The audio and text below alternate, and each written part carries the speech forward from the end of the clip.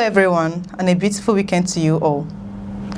How far did the network behind the kidnapping of school children in Oyo State really go? Was this simply another criminal kidnapping, or are investigators uncovering something much larger involving terrorism, extremist recruitment, and illegal financing?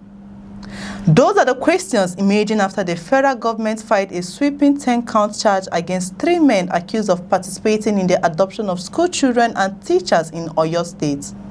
But perhaps the biggest question is this: does this case reveal a deeper security threat operating beyond isolated acts of kidnapping?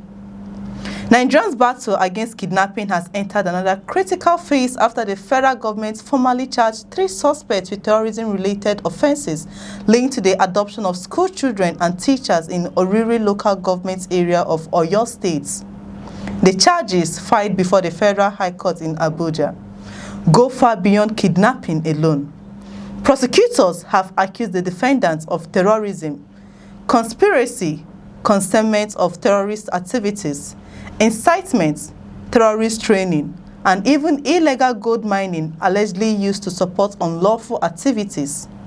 The 3 defendants are Abdulrazak Umar, also known as Abu Khalifa or Abu Khalid; Yanusa Musa, also known as Yanusa bin Musa; and Shamsu Adamu Sani, also known as Abu Itsa.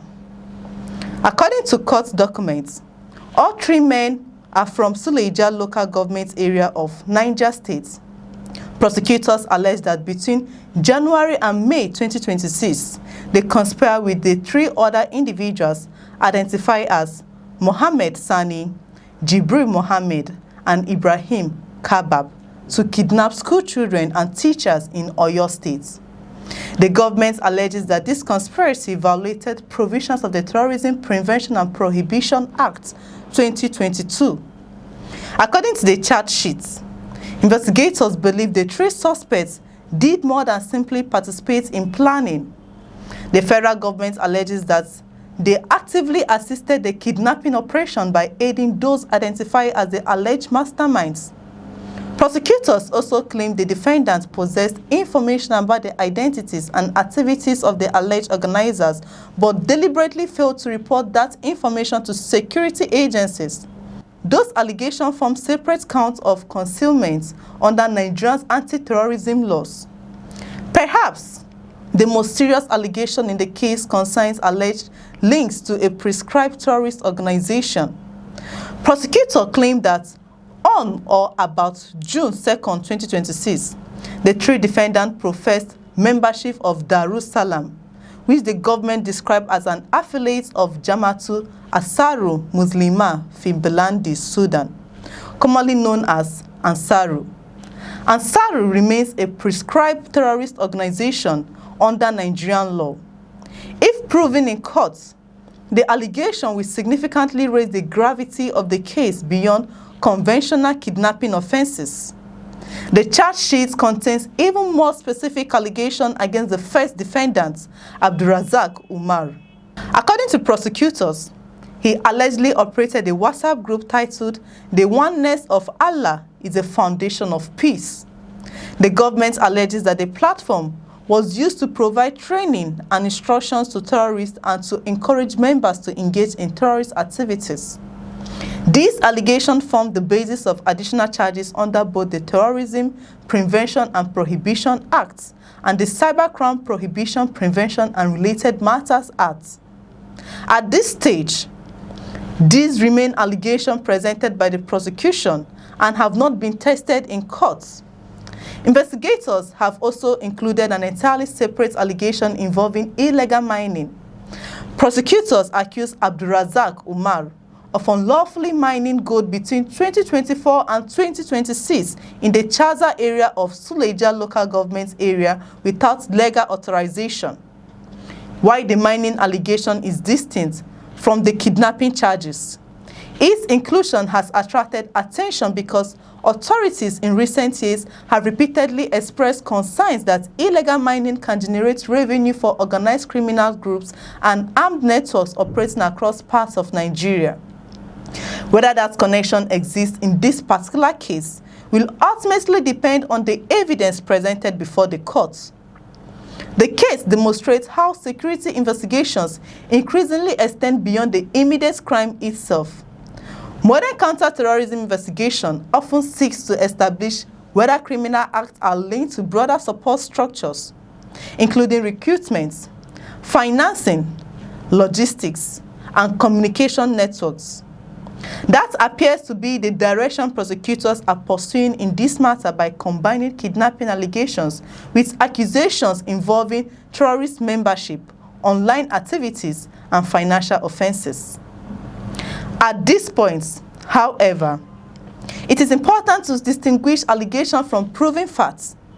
The charges filed by the federal government represent the prosecution case.